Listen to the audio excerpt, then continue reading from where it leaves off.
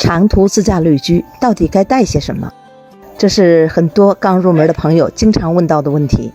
今天我就结合自己的经验，从衣食住、水电网、拍储这几个方面跟大家好好唠一唠。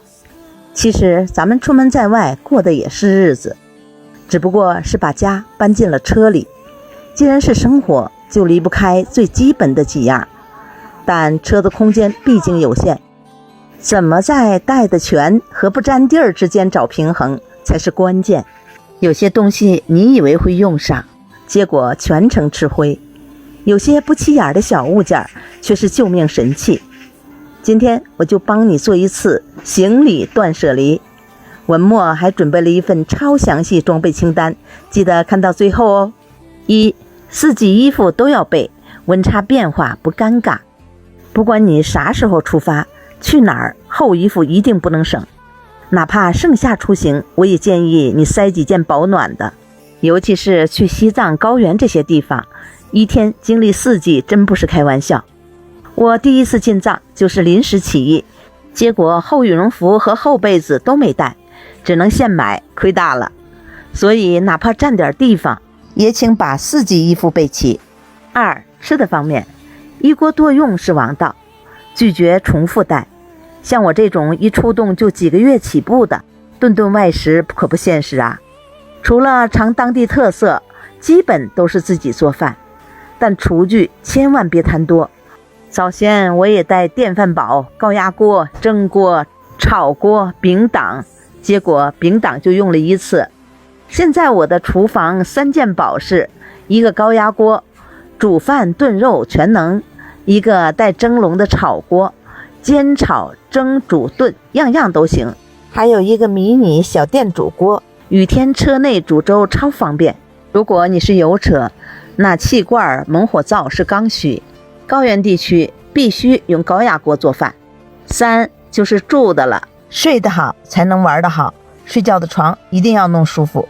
长时间睡车上还是被子更舒服，睡袋可以备一个应急，但主力还是得厚被子加夏凉被组合。我去海南没带夏凉被，结果热到怀疑人生，还好路过安国，当地网友送了我一套。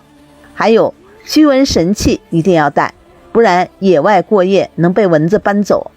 4、水，20升内水箱加水袋，灵活又卫生，不建议装超大固定水箱，不好清理，易滋生细菌，还增重。我亲测一个20升的水箱加2个折叠水袋足够2人用，很多地方不能直接接水，用水袋转灌超方便。驻扎时尽量选离水离卫生间近的地方，记得还要备上一个测水笔，小物件大作用。5就是电了，移动电源一定要选品牌，安全耐用是关键。我的因为是混动车，用外放电很方便，所以只备了一个1度电的移动电源，要给手机、小电器供电。如果你是油车或打算带冰箱，建议选4度电以上的。现在很多移动电源支持快充，发动机启动即可直接充电，沿途充电桩也很方便。这个充电转换头也要备上哦。提醒一句，移动电源不要太图便宜。6、网络，移动 WiFi 不能少，全程在线不焦虑。长期在外，流量是刚需，我用的是革型移动 WiFi， 快4年了，从1代用到了6代，家里的宽带都已经撤了3年多了。车上的车机、手机，还有家里边的电视、门锁等等，用的都是它。户外直播更是离不了。7就是拍照拍视频了，支架加手机，一个人也能拍大片。我一个人出行，拍摄团队有3。行车时用吸盘式手机支架，吸在前挡、侧窗、天窗都可以，车内车外随意拍。平时直播或逛景点，用多功能伸缩支架，拉出来将近1.7米。拍摄用的是华为手机，画质足够。一直想尝试无人机，但又怕手不稳炸机，现在已经完全放弃了。8就是储物了，车顶行李箱空间秒变大，能装防尘，还释放车内空间。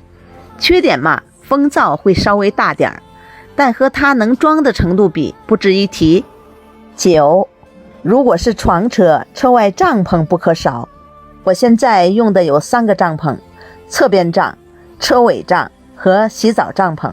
其中洗澡帐篷是必须，它不光可以洗澡用，还可以当厨房、当储物间、当卫生间，所以要买1.5米的，带防雨罩和底裙的。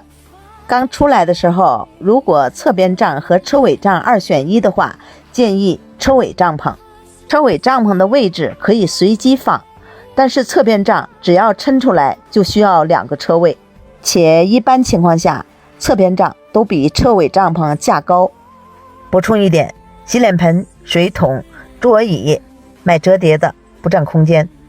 以上就是我总结的长途自驾9大必备系统。